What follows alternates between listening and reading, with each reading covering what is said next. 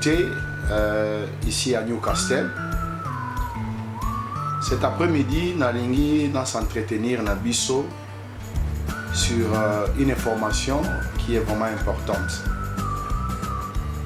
D'abord, nalingi na se présenter, tout le monde me connaît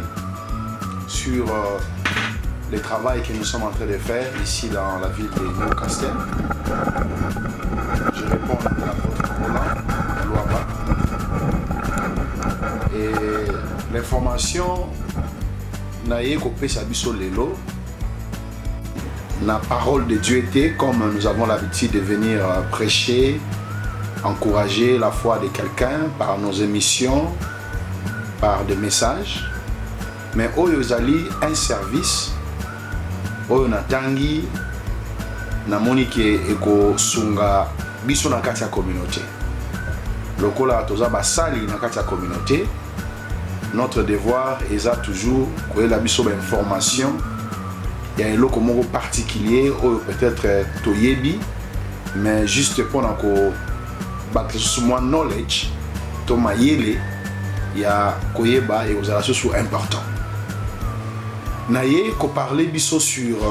assurance vie, maladie, assurance sur mortgage, assurance sur commercial, assurance sur activité sportive. Nezali babiloko nalingi na présenté par nabiso pour précisément lelo. Yango mona lobaki que naye étant serviteur de Dieu que je suis, dans mon salaire dans une formation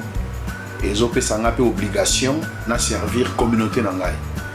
Yango na adresser biso na langue na biso ezali plus compréhensive et que maintenant ceci va kolanda vidéo oyo akoka kozwa quelque chose oyo kozala ko information moko ya bien pona ba vie na biso. Na présenté bino liboso compagnie oyo na simbi awa eza Unishore. Unishore eza compagnie oyo na zali engagé na tali formation na bango na CDC et na formation na ZUI na za sikoyo lokola advisor, financial advisor pour na kopesa bato orientation, to kopesa bato advise en ce qui concerne les assurances. Ne formation na ZUI au natangeli. Généralement, tozora ba assurance na biso mingi bato mususu bazwa na banzela ba banque, ba mususu pe bazwa na ba leaflet e kumila bona bandaku, ba mususu pe bazwa na ba publicité na télévision, au bengi, aux ZUI assurance. C'est l'assurance de vie, assurance de maladie, ou bien assurance n'importe quel à niveau non solingozo. Mais Unishore, compagnie Oyo, nazo laksabiso, et la compagnie Oyo, ezali ko couvrir une large partie, il y a ba compagnie assurance na kati ya UK. Et ça une compagnie qui est reconnue na autorité financière il y a UK. Alors ils allaient couvrir plus de 43 compagnies il y a assurance. Alors bit na bango ezali non pas côté ka assurance, mais bit na bango ezali plutôt ko véhiculer message il y a importance il y a assurance et puis en même temps qu'orienter batou na ba information moko ezali tellement importante pour notre tour ayeba ndenge na wi kozala assuré. Et puis en même temps Unishore ezawana pour na advise financial local tozali totikala permanent na ba client na biso tout au long ya parcours ya ba produit to ya ba assurance au bazozo. Alors yangwana na eko adresser biso na ba différentes point ya ba assurance oyo eza awa. Assurance vie. Assurance vie eza nini? Assurance vie ezali eloko oyo ezo aider yo na peace of mind. Na bani liboso na assurance vie. Ezo aider na peace of mind. Ata lelo oyo ke esali ke ozate na vie, ozate na bon moy, oza na montant moko okotika pour l'avenir ya bana na yo. Toyebi bien na bamboko ndenge tofandi, tosalaka, tokendaka misala, et à des fois tout ça la rappelle ba saving na biso mais mingi to za kana moi ba difficulté à ko save oyo ko za la ke lobiso ko zate famille oui peut penser na bango et parfois ils ont vraiment facilité pour na ko save un bon moment belé il y a des fois pe muta ko na suka vie na yeto liwe comme lié et là comme casa au tigre la famille zate mais assurance vie au moins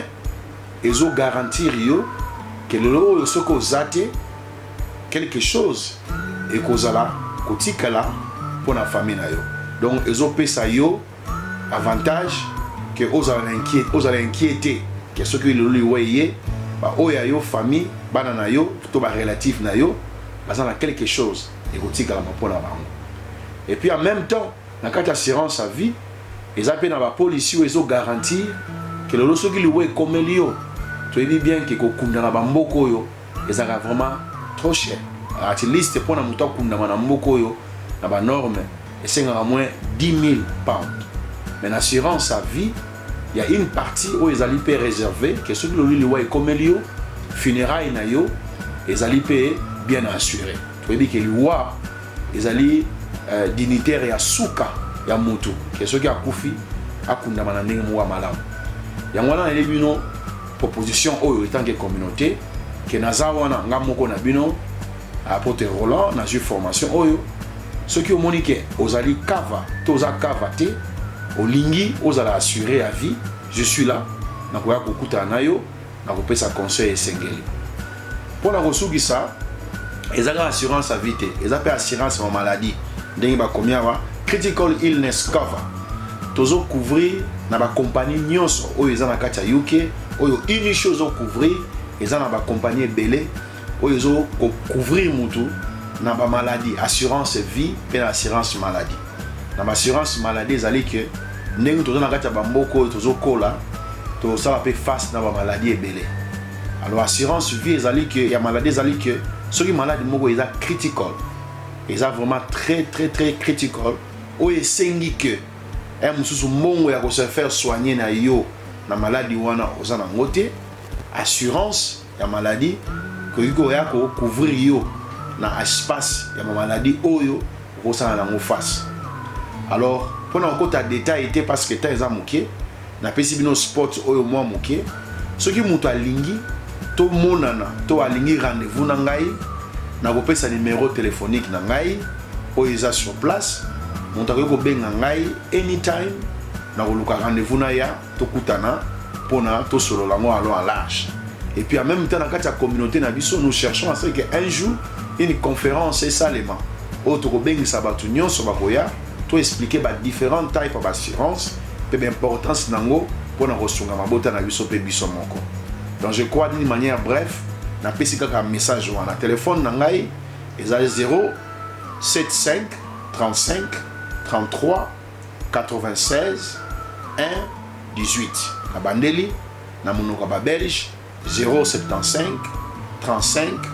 33 96 18 ou nous soit contacter ngai je ferai de tout mon mieux peu importe ce cosa naya na disco na discuter na yo par rapport à ma assurance vie na maladie ou na otoloba et puis nzamba zanda bino na pesi bino mbote malamu na kombo na Yesu amen. Ma victoire, c'est toi, Jésus.